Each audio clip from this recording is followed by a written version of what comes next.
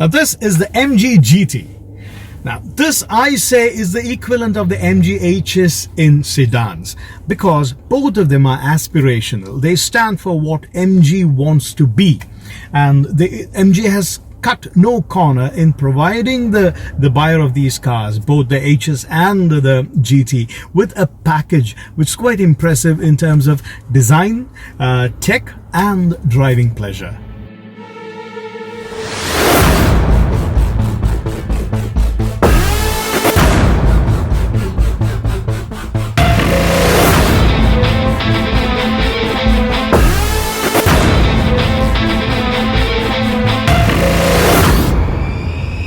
MG says this is designed after the MGB GT of the 1962 era. Now, that's all well, but taking a close look at it, to me, I see more of a Mustang. Probably it's got to do with the yellow color as well. By the way, they call it just yellow. I think they should have called it Fury Yellow, Fury Mustard or something like that. Sounds more GT. The grille looks quite aggressive. The headlamps, the LED headlamps are quite impressive. And when it comes to the LED tail lamps, they say it's been inspired by the starter gunfire of a race. Now, designers can go crazy with their interpretations, but then overall it looks good, and that's what matters. And the best thing about the MG GT design is the long bonnet and the fastback design, the compact design in the rear. That's what makes it really sporty. They say the cabin space is inspired by fighter jet cabins, these designers. But then the reason why they're saying it is the shape of the gear shifter and also the aluminium finish of the material. Now, if you look at it, most of it is quite hard plastic and, plastic sort of thing, finished really well. And the leather too, I mean, it's not entirely leather. You have a mix of polyurethane and all that. But what do you expect when it comes to the price? That's what makes you really happy with all these things. Space?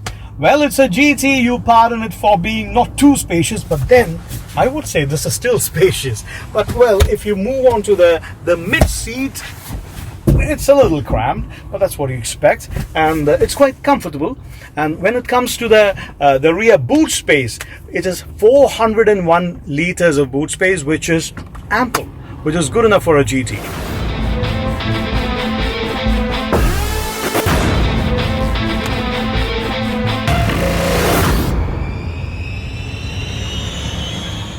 Now, who says it's a compact car? You have AC vents in the rear and also a guiding light on the sides.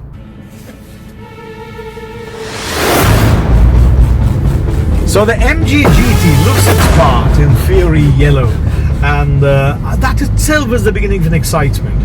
Now, this car is driven by a 1.5 litre turbo engine. Now, these days, almost all the entire range of the sedan range of MG is driven by a 1.5 litre engine, either turbo or naturally aspirated. So now this one, the top trim that I'm driving is a 1.5 turbo.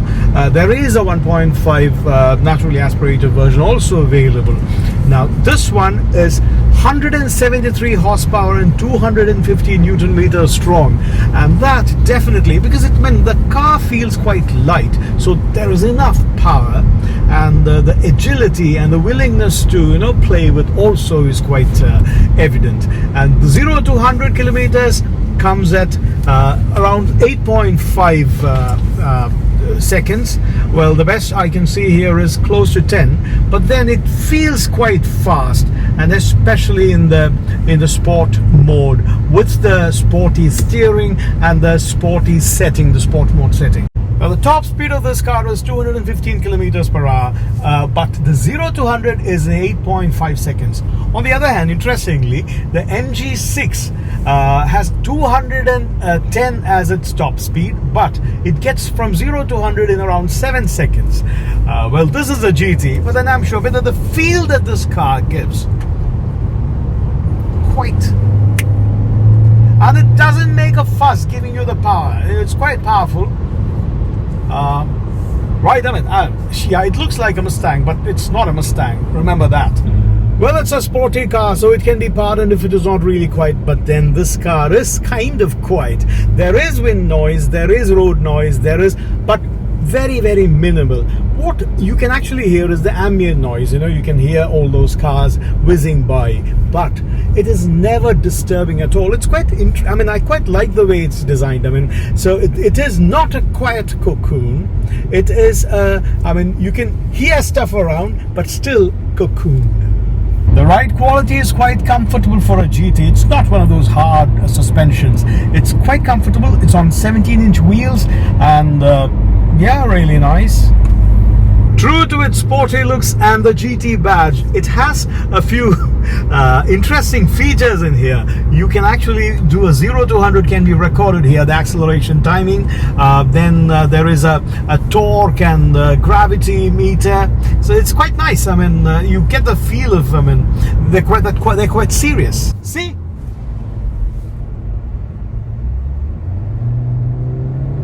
The engine being 1.5 litre turbo, the advantage is that there is a mix of power and fuel economy.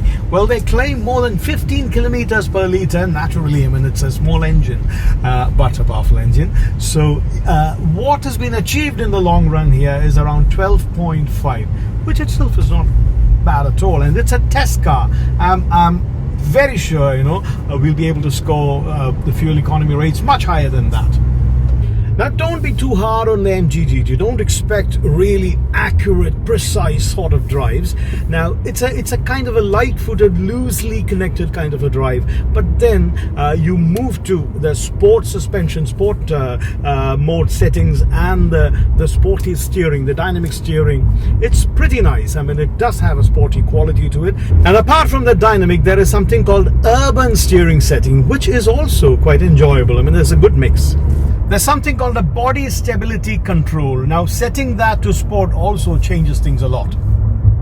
Now, the price is quite affordable, I'll tell you in a bit, but MG has still provided driver assistance features like lane departure warning, forward collision warning, and all that. That's pretty impressive.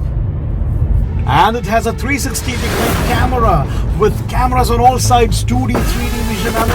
There's quite a few options to actually make sure that you're safe.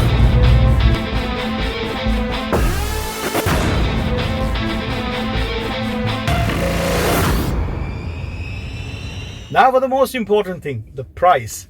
Well, the car that I'm testing, the 1.5 litre turbo-driven model, begins at 58,000, around 58,000, and goes up to 73,000 with all these driver assistance features and the luxurious cabin and all that, and the 17-inch wheels and all that.